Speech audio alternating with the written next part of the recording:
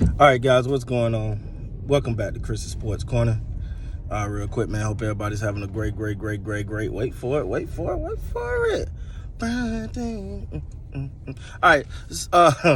So I'm actually in the car right now, dropping a little one off at school, and it's a long line, so don't look like I'm going nowhere no time soon. We're creeping here, so thought I'd hop on here, man. I was intending to get this video out. It's been super busy, but I was intending to get this video out last night, but working on the podcast and other things like that, and some more things for the channel. But I wanted to talk about this game, man. The Milwaukee Bucks versus the Golden State Warriors for one simple reason. First of all, I felt like Milwaukee wanted to send a message not only to the Warriors but to the rest of the league. Because I mean, let's be honest, the Milwaukee Bucks. Did I say Warriors or Bucks? I meant Bucks. All right. I hope I said Milwaukee.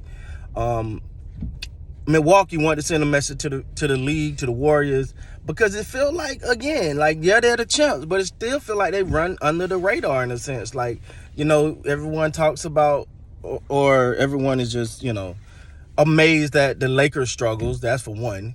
And then, Phoenix doing what they're doing, Golden State doing what they're doing.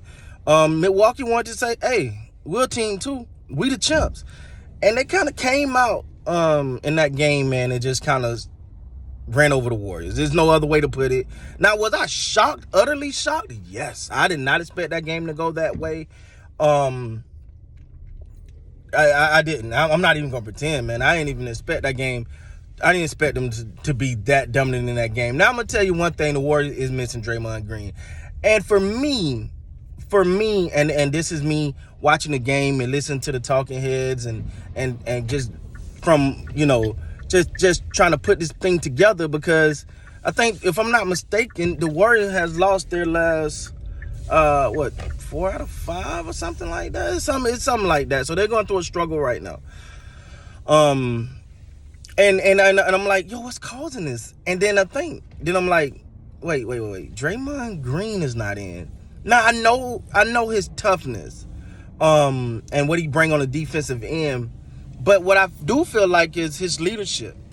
His leadership is definitely one of those things that that the Warriors really, really need. I feel like he kind of kicked them into high gear when things aren't going right. Like his energy, his presence, his demand of his ability to hold players accountable is just next level.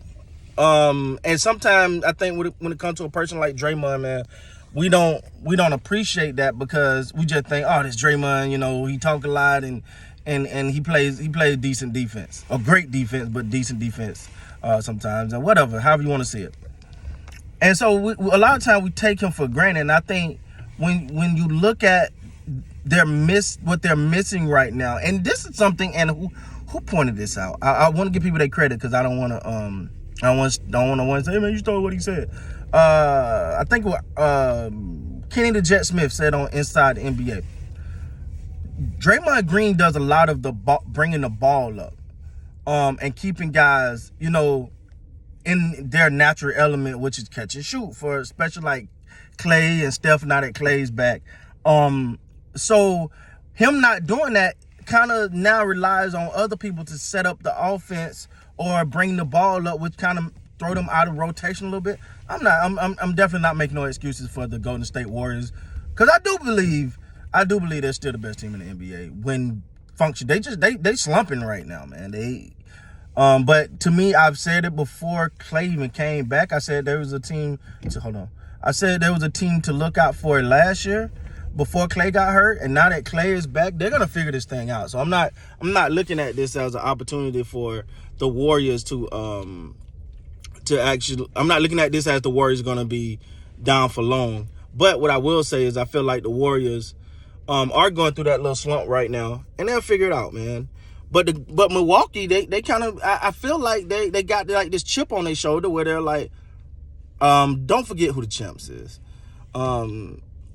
It just never feels like Milwaukee gets the hold on. All right, go ahead, bro. All right, have a good day, man. All right. It never feels like Milwaukee gets the credit that they deserve. until they have to actually do it, and then they're like, oh. I have the debate all the time about, you know, who's better overall, KD or Giannis, and that's a debate that will be always ongoing. But I felt like the games I watched from Milwaukee, Bobby Portis is. I know he had his moments last year, but he's really done took it to another level, in my opinion. You look at him, and you get him, and Giannis, and this is the thing about Giannis. Giannis can turn that switch on that we see when he wants. When he really wants, he can go to another level that very few can match. It's like Steph. When Steph want to really get that 3-ball going, and he really dialed in, ain't nothing you can do about it, man. There's nothing you can literally do about that.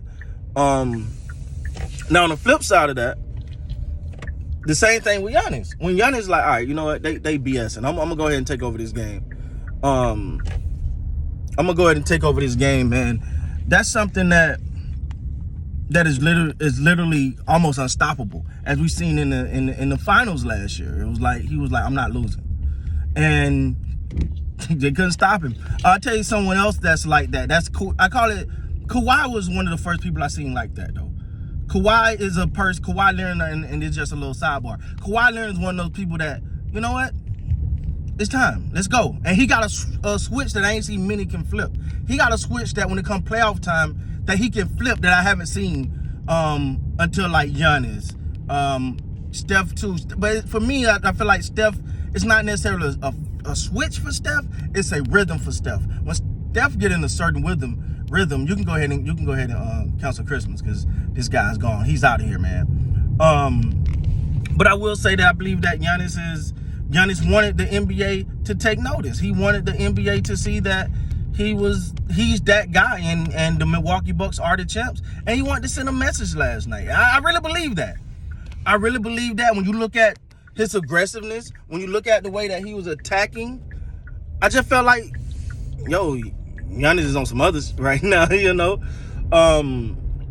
But I think the Warriors definitely going to see this game.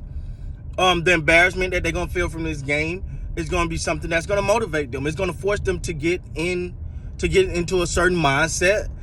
It's going to force them to right the ship. And I believe they will. The Warriors is good. You know what I'm saying? They got too much talent.